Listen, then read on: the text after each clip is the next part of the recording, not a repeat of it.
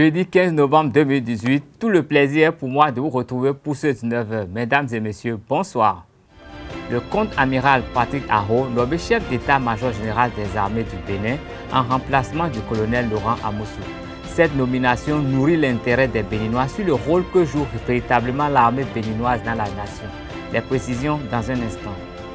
L'arrondissement de Doutou dans la commune de Houéogoué a vibré au son des rites et prières vaudou ce mercredi à l'occasion d'une séance de prière qui a réuni les dignitaires et adeptes du vaudou du Mono pour prier et soutenir le chef de l'État. Les détails dans cette édition. La faculté des lettres de l'université d'Abomey-Calavi a enregistré un nouveau docteur dans ses rangs cette semaine. Il s'agit du docteur Salim Da Silva qui a soutenu une thèse sur le fantastique dans la littérature béninoise.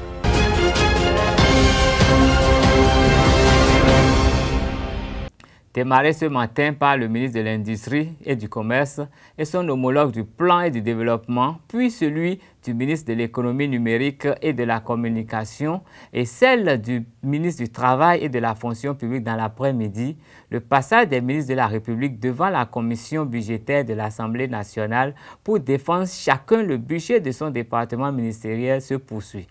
Tous les ministres de la République feront l'exercice. Ce défilé s'achèvera le 27 novembre prochain après le passage des présidents des institutions de la République, en l'occurrence la Cour constitutionnelle, la Cour suprême, la Haute Cour de justice, le médiateur de la République, le Conseil économique et social et la Haute Autorité de l'audiovisuel et de la communication, HAC. Ensuite, les députés vont discuter de façon approfondie du projet de loi de finances gestion 2019 et initier les amendements pour tenir compte des différentes recommandations formulées par les centrales et confédérations syndicales, les organisations de la société civile, les acteurs du secteur privé et l'Association nationale des communes du Bénin, qu'ils ont déjà reçus en audience publique dans le cadre de l'étude du projet de budget général. Au rôle de la Cour constitutionnelle de ce jeudi 15 novembre 2018, le dossier relatif à la violation des articles 24 et 35 de la Constitution du Bénin contre les propos du ministre de l'Intérieur et de la Sécurité publique Saka Lafia dans l'émission Le Bénin enchanté. Retour sur la requête à travers la présentation du rapporteur Fassassi Moustapha. Monsieur Noël, pour le propos de Mme à la Pantoussa, je revois 4304, j'ai conforme un retour en violation des articles 24 et 35 de la Constitution contre la propos de M. Lafia Saka, ministre de l'Intérieur de la Sécurité publique. Dans l'émission Le Bénin enchanté, diffusée sur la chaîne de la télévision nationale de l'Office de loi TV Bénin. Synthèse et prétention et moyens. Le requérant soutient que lors de l'émission visée, M. Lafia Saka, ministre de l'Intérieur et de la Sécurité publique, a déclaré que si telle était la volonté des députés de la liste électorale pourrait être extraite du recensement administratif à vocation d'identification de la population relative. Selon lui, ce faisant, le ministre a violé l'autorité de la jugée attachée à la décision de CC 17-262 12 décembre 2017 par laquelle la Cour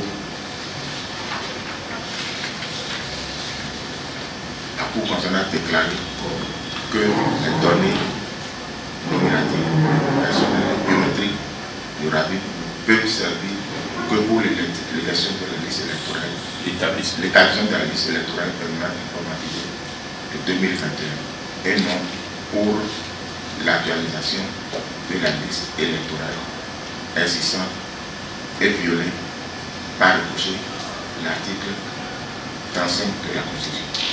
En réponse à la mesure d'instruction présentée par la Cour, M. Lafia Saka, ministre de l'Intérieur et de la Sécurité publique, indique que lors de l'émission du 5 avril 2018, il a opposé un refus catégorique à la question des journalistes relative à l'utilisation du RABI pour les élections, en insistant sur le fait que le RABI n'était pas une liste électorale. Il ajoute que cependant, dans une démarche explicative et pédagogique, il a mis en relief l'usage qui pourrait être fait du pavé dans la sortie de l'établissement de la liste électorale s'il advenait que le député en décidait ainsi. La séance hebdomadaire du Conseil des ministres est tenue ce mercredi 14 novembre 2018 sous la présidence effective du chef de l'État, le président Patrice Talon.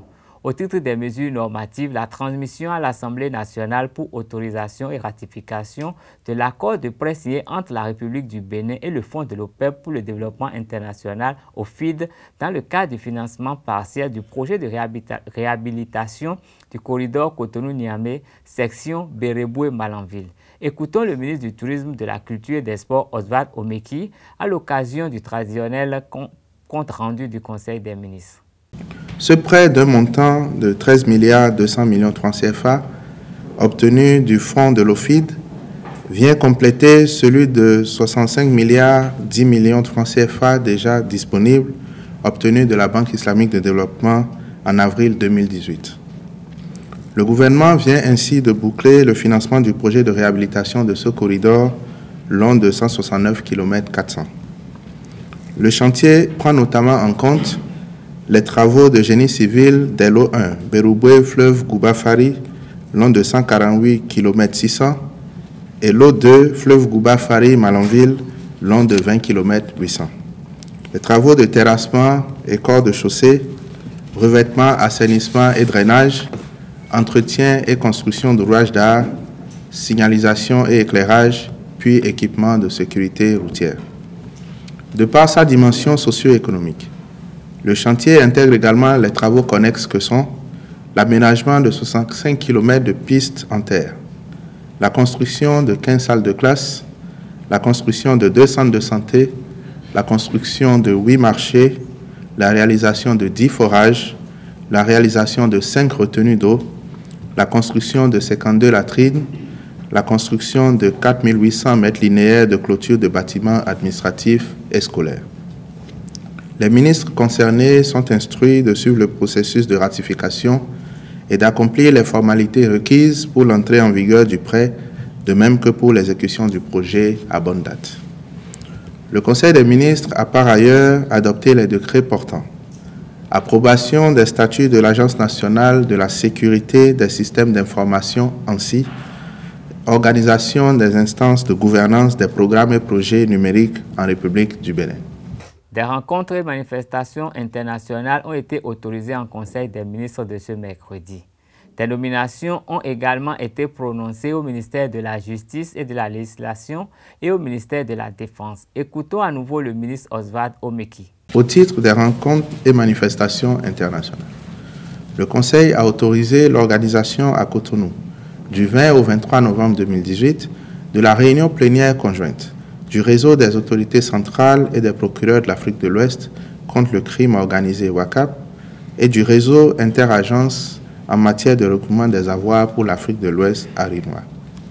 La participation du Bénin au 8e sommet Africité à Marrakech au Maroc du 20 au 24 novembre 2018. Au titre des mesures individuelles, les nominations suivantes ont été prononcées. Au ministère de la Défense nationale, sur proposition du ministre, chef d'état-major général des forces armées béninoises, contre-amiral Patrick Jean-Baptiste Aho. Au ministère de la Justice et de la Législation, sur proposition du ministre et après avis favorable du Conseil supérieur de la magistrature, juge au tribunal de première instance de première classe de Cotonou, M. Norbert Kempli Agassuno. L'état-major général des armées béninois change de commandement. C'est le contre-amiral Patrick Aho qui est le nouveau patron. Il a été nommé en Conseil des ministres le 14 novembre sur proposition du ministre de la Défense auprès du président de la République. Il succède ainsi au colonel Laurent Amoussou qui occupait ce poste depuis le 14 septembre 2016. Qui est le contre-amiral Patrick Aho? À travers ce commentaire que vous propose Abdelkader Achirou, découvrez davantage l'homme.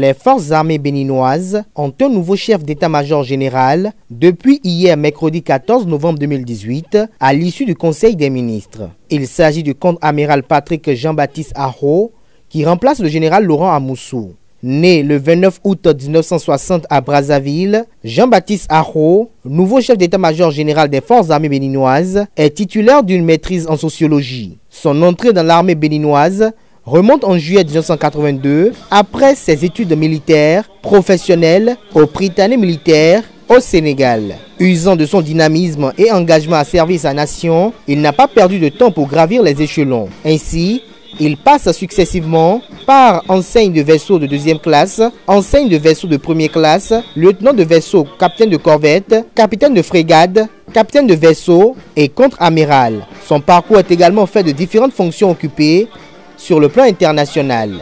Sa passation de service est prévue pour le vendredi 16 novembre 2018 à l'état-major général des forces armées béninoises.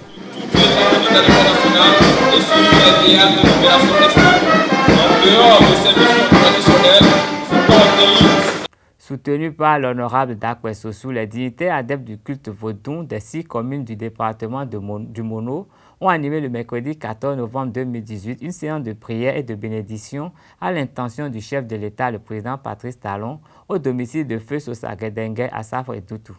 Organisée suite à une prescription du FA, cette cérémonie de prière a également servi d'occasion aux dignitaires et adeptes du culte vaudou du Mono de réaffirmer leur soutien au président de la République, le président Patrice Talon, et à ses actions.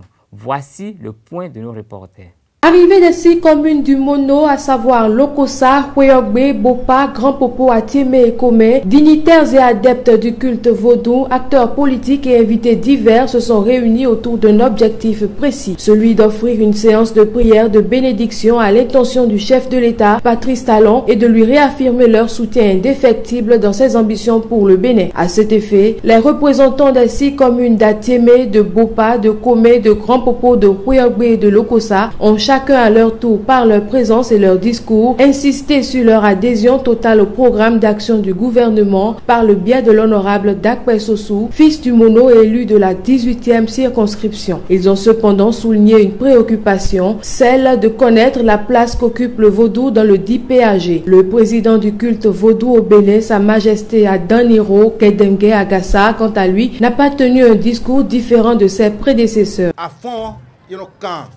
Agbasabio, ewe mika agbasabio, bon, mais holero do nu mi do, mina hode do dagbe la di jawe nu to, bon meka mina hode na me dia do to nu, ewe yin to gamiton, Patrice Atarans Guillaume Talon, ewe pache nu mi po do gouvernement ton po, député le po, ewe mize hodo to menu Vodouno le dero mono le bi yeme bi sogbe bodom choba minamblo moko me minamo minimo fofo miton le megegero mono bodo gouvernement mi wala o masedo fofo miton député miton Sossou Dakwé ewe igbe ehledo yin vodou si nubo bodo emna non.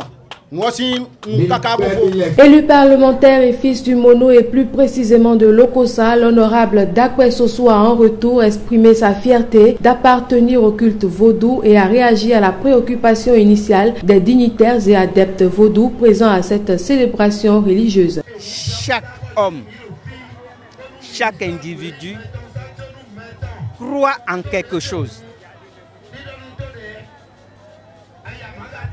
Moi, je crois au vaudou. Je n'ai pas le droit de renier ça. Et je ne vois pas ce qui peut me détourner de ce chemin. Je représente valablement Talon et tout le gouvernement et pourquoi pas le pays dans ce domaine. J'ai assisté, je les ai remerciés. Et j'ai promis revenir le 9 janvier 2019, expliquer la place du vaudou dans le PAG. Le vaudou a une place. Notre culture a une place dans le PAG. Loin d'être une assemblée prieuse de plus, le rassemblement des dignitaires et adeptes du culte vaudou du Mono, des acteurs politiques béninois et autres invités tenus ce mercredi 14 novembre 2018 à Saroué-Doutou constitue la conséquence directe d'une prescription du phare qui a révélé une prière pour accompagner le chef de l'État, Patrice Talon, dans ses œuvres. Après cette étape donc, tous les regards sont désormais tournés vers le 9 janvier 2019, date à laquelle sera dévoilée la part belle du vaudou dans le PAG. C'est du moins l'essentiel à retenir du propos de l'honorable Dakpe Sossou.